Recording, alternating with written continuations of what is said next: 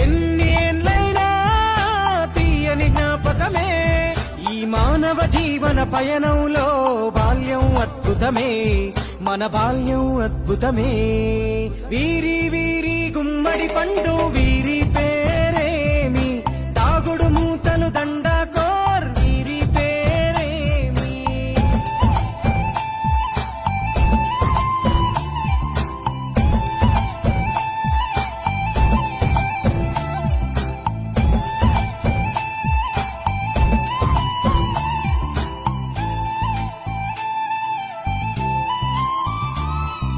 పంటలు పంచి దొంగను ఎంచి రేసాటాడితి మందరమే రేగడి మట్టిని ముద్దగా చేసి బొమ్మరిల్లే కట్టితిమే